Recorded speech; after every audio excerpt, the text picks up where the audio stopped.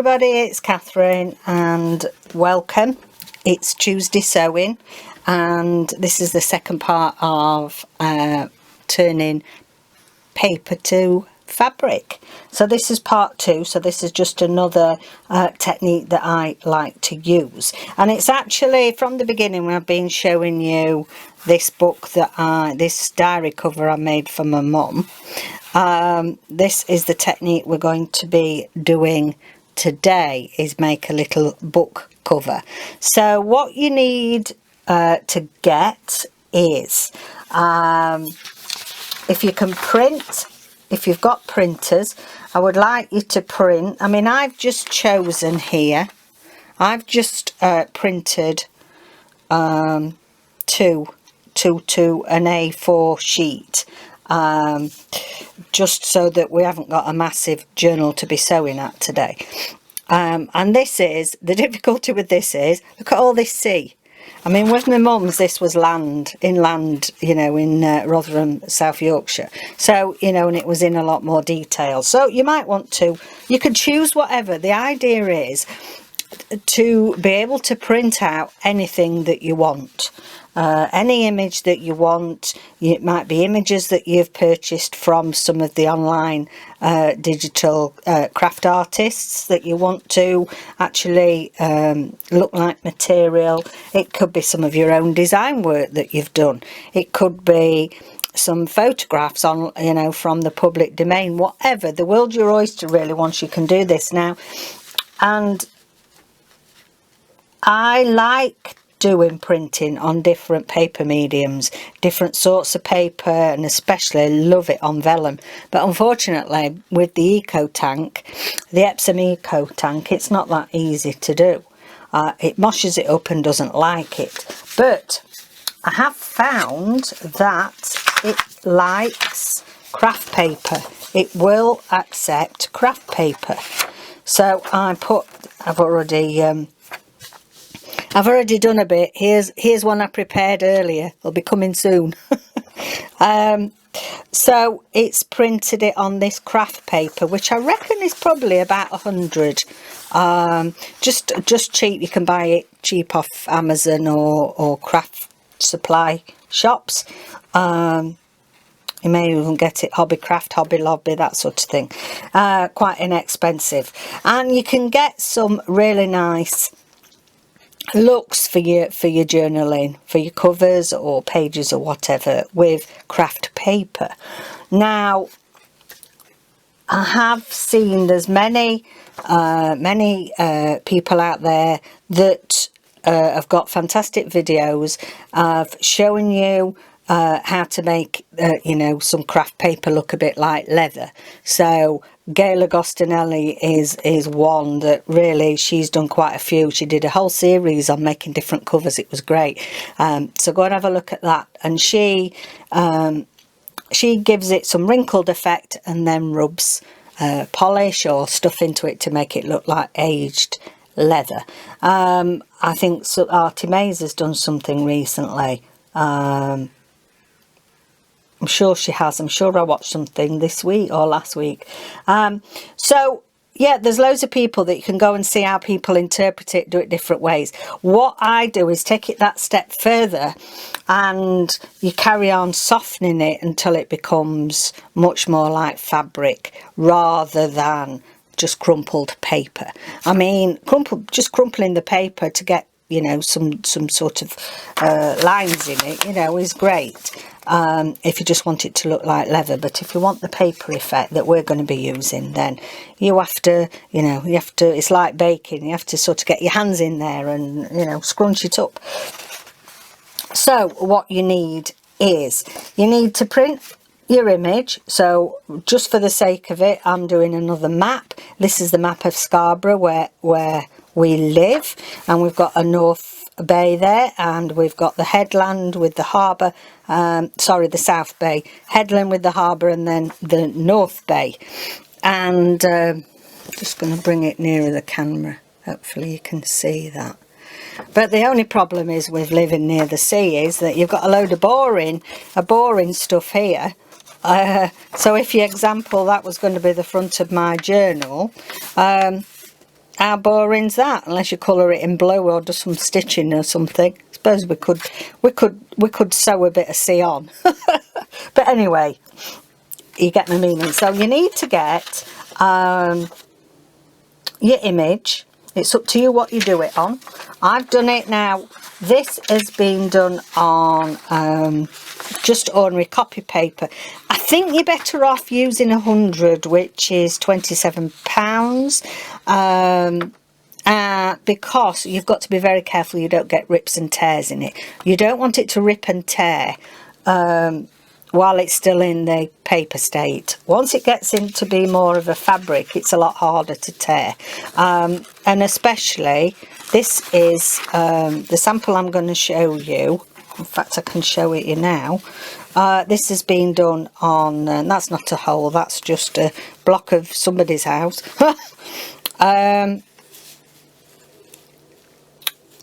This is done with 80 GSM, £20. It's okay, but you can start to see that round the edges it you know, it started getting a bit ripped. So if you have got 100 for doing this, I think it's a bit better. So yeah, so print your image out, get it whatever size you want it, whether you want it A3, half of it, you know, if you want it A3, which is that. In fact, we can use that, she says, hopefully, giving it a rip. Yeah. And then you want something to back it, so you can just have, you know, a piece of linen, or you know, a thin piece of cotton, or this is just a piece of calico for backing it, and some oil of some description. Now, really, I shouldn't be using my best Decleor. It's stuff for the old face, you know, stop it wrinkling. And it's lovely for hair. So if you've got some oil, like yeah, you can do it with, you could do it with vegetable oil or cooking oil or something, but it doesn't smell that great, does it? So if you have got some, there's, like, you know, people tend to have got some hair oil, or, you know, some argan oil or something like that that you perhaps rub through your hair, or you've got some oil that you put in your face routine. This smells lovely. This from Decleor is really lovely, but it's a touch expensive, really. Satin softening dry oil. So really, I shouldn't be using it for making paper cloth, should I? But anyway, that's what I've got. So that's what you need, and that's it, really. So it's something you can do quite inexpensively if you've got a printer to print stuff off. If you haven't, you know, if you've already got some craft paper, if you've got some brown paper, porcelain paper, you can do it with those as well. It doesn't matter, you don't have to go out and buy anything special. So this is just my way of doing it. So this one has already, I've done quite a lot to it, and you know, you can squeeze it, and you can, it's, you will know yourself when, you know, you can keep on doing it forever and a day if you want, but you will know that it'll start to feel less like paper and more like material in your hands. You'll know when it sort of starts to turn. So yes, get your hands oiled up and let's have a good old scrunching time. So I've got my map. I tend to, doesn't matter how you scrunch it up really, but I do it with, especially because I've got inkjet printer.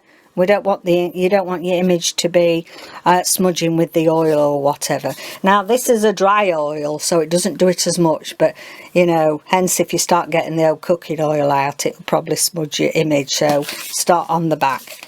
Okay, and I just curl it up like that. Couple of sprays. I mean, you could use silicone oil, or you know, whatever oil you might have got, and basically we're just going to start scrunching. Now you need to be very careful in the beginning, because as I say, it's very likely to So we've done enough of that. It's very likely to rip, so just be careful to start with. And I'm being extra careful because this is the, you know, cheapo paper.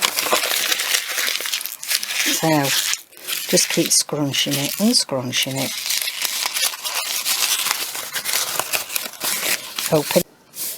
Open it out and scrunch it again. Keep scrunching and scrunching. It's a shame you can't smell this oil, it's gorgeous. Keep scrunching. Now, you know, some people will say, oh, that's a palaver. What's the point in doing all that? We can just cut a bit of paper out and make a journal cover and you know, Bob's your uncle. Well, that's fine, but, you know, if you want to do something a bit different, you want your papers to look a bit unique, and you want it to, that's it, give it a good old cover. Sorry, if it's, you can fast forward if it's boring watching me just scrunching paper up. You get the idea, don't you? I'll not do it forever. But you can tell it still feels, spread it out. Now that's about probably where you'd get to if you want it to look like leather, especially if it's the brown. And you can, you know, you can put all sorts of paints and dyes, put your distress spray and stuff on it, and you'll get a lovely leather look-alike. But it still feels like paper. So if you listen to it, this has been worked on a lot more. Still a bit papery sounding, but you know, that is a lot tougher. It's not so easy to rip. Okay, so there we go.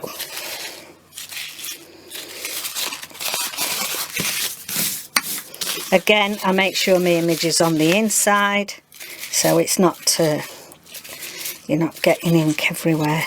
I mean, it's not too bad if you've let it dry well. But this is lovely if you do it with parcel paper. That's quite thin. I used to, with my old, I used to have an old HP printer, and do you know what? You could throw anything at that.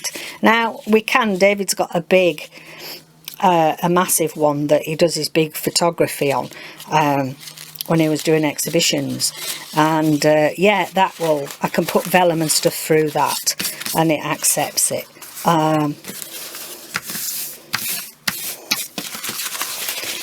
But this Epsom doesn't. Now the other thing is, and I'm sure, you know, it may well be that you've seen this technique around on people's channels, you know, on YouTube, is printing on fabric. Now you can get these sheets of like cotton. Sometimes you can get, I've seen the linen sheets as well. They're quite expensive. They come in like an A4 or probably the letter size, US letter size over with you guys. And you can use them for printing onto fabric. However, they're quite expensive and you are very much limited. You're limited to the fabrics that's for sale. So as I say, it's usually cotton or linen, and you're a bit stuck with that. Now, we used to do a lot of experimental textiles when I was at college. This is college just for fun, about 15 years ago. You know, as if I didn't have enough on a full-time job in nursing and 2 kids.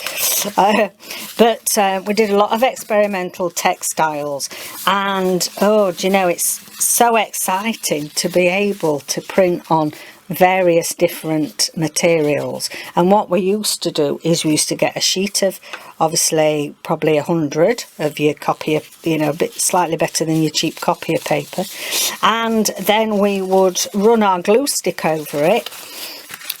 So you get your paper. Oh, it's shrinking now, look this, and you can see a bit of a rip there. So I'm not happy using the 80 really, and also I'm not being that careful, I'm too busy talking. Yeah, so we get our copy of paper like this. You'd get your material, you'd get the old glue stick. I know I'm digressing, but if you've got old printers, you might still be able to do this. You get your glue stick, you'd cover this around the edges, a bit in the middle of your glue stick. You'd lay your material on, and then, in fact, I could show you, I think. let me grab, sorry, you probably got my armpit now. Let me grab somewhere under here. Yes, let's have a look. A bit of calico here. Right, okay, we'll do this and then you'll know. But disclaimer, if you spoil your printer, if it's all a gloopy mess and it's had it, then don't blame me. Okay, so you get your paper like this. And basically this is all that the commercials send. They're just done commercially like this and charge you a fortune, about 25 quid for 5 sheets or something ridiculous. So you get, I haven't got a big enough piece, let me, sorry, I'm lolloping over again. Yes, this'll do. Right, okay, so we've got that on there. We're going to smooth out, so if we digress, we're going to smooth that out there. Obviously I glued more than we needed, so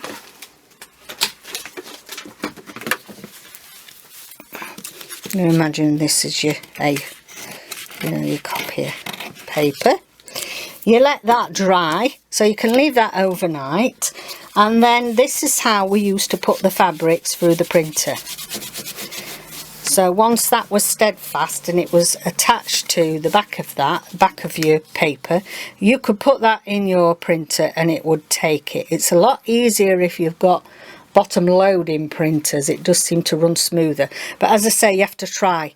The Epsom Eco tanks, there's no way, and some of the top loaders. So anyway, I know I've digressed, but that's really useful. And yeah, you used to be able to print amazing stuff on there, and then you just used to wet the paper on the back, peel it off, the glue would dissolve. So there, you could have a go at that. But as I say, I'm not responsible if you make your printers go kaput.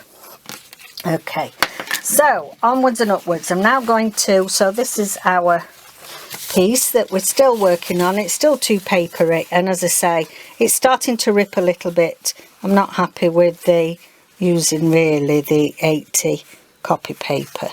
Yeah, so in true Blue Peter style, here is one that I prepared earlier. So that's the one we've done.